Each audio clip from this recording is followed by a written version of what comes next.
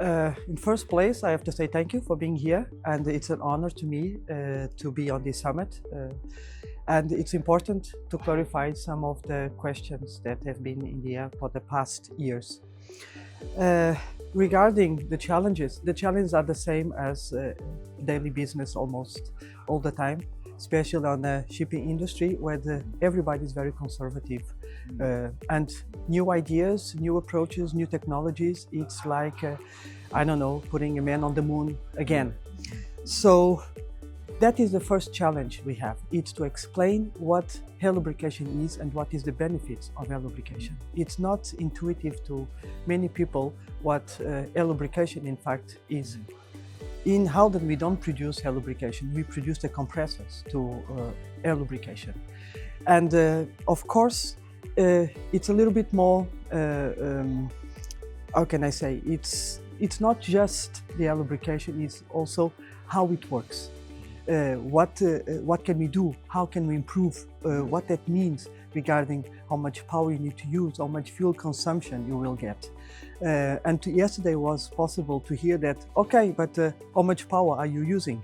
Because that is the first question now, and maybe in the past nobody will ask this.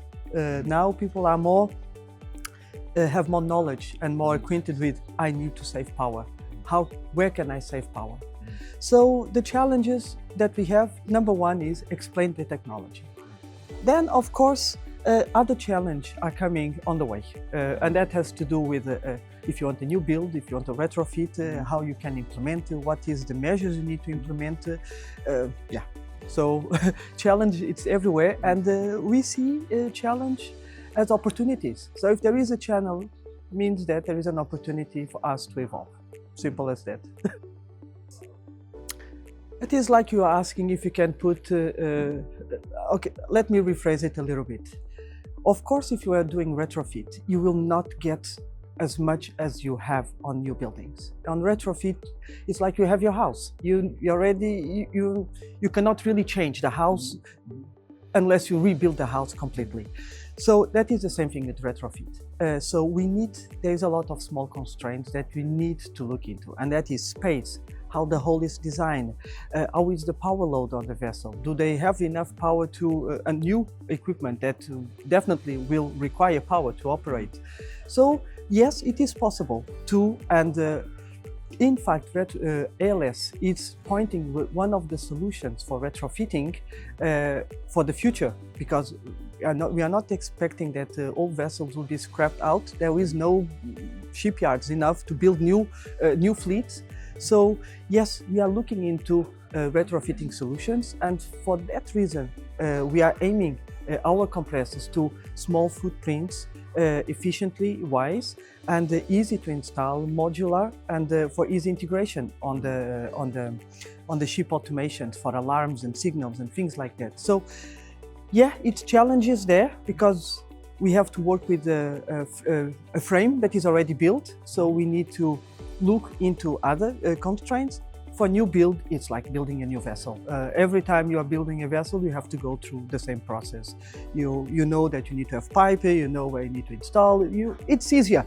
And of course, because it's a newer thing, you have room to say, oh, I would like to have this, or it'd be better. So you have some input to give to the customer, in this case.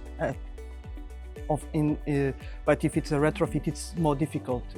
You are constrained to the frame you have, basically. Just before you go, one of the key points on the retrofit is that it's the time, because it takes time to retrofit a vessel with ALS. We need to lay out pipes, we need to lay out other things to work, and that is a constraint also. Ship owners don't like to have a ship that is stopped for too long on the harbor, so that is one of the constraints and one of the challenges, I would say. Yes. Yeah, that is one of the points I mentioned yesterday, in fact, during the presentation, is that to have an efficient air lubrication system, the compressor needs to supply a consistent and stable airflow, because you need to make sure that you have a homogeneous, it might not be the right word, a layer of air underneath the vessel. Of course, we are not the ones making the bubbles, but we are the ones responsible to generate the air for these bubbles. So it is really important that depending on the sea, we have different pressures, we have different things happening, that the compressor can adjust fast to the new conditions. So, and that is important. So our compressors are designed to, with the logical controls to say, okay, I need more pressure here, I need more pressure there, open or more or less, run faster or slower, just to make sure that we are keeping the stability of the airflow. And it has to be smooth, these transitions, because I don't want to send any air ripples into the pipeline and suddenly I have something else that is not my homogeneous flow, and I have something else. So for air lubrication to be efficient, you really need to have a steady flow and to stabilize the system. So in that matter, yes, it's important. The compressors are critical on that area.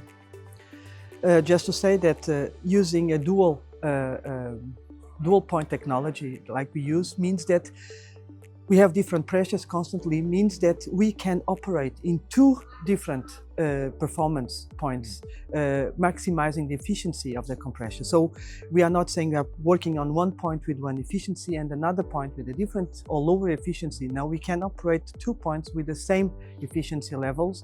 So that way we are increasing basically the compressor stability and the airflow for the customer without compromising, of course, power in this case. Oh, it is great. I have to say thank you, like I said before, mostly because when I started here many years ago, everybody talked about it, but it was just talks, it was theory, it was things hanging in the, I don't know, in the air, in the cloud, like we say today. And today I saw something completely different during these 2 days. I saw that in fact ship owners are willing to do something. They are willing to take some actions. It's not just saying theories, but we are seeing real implementation of some of these solutions that we have today.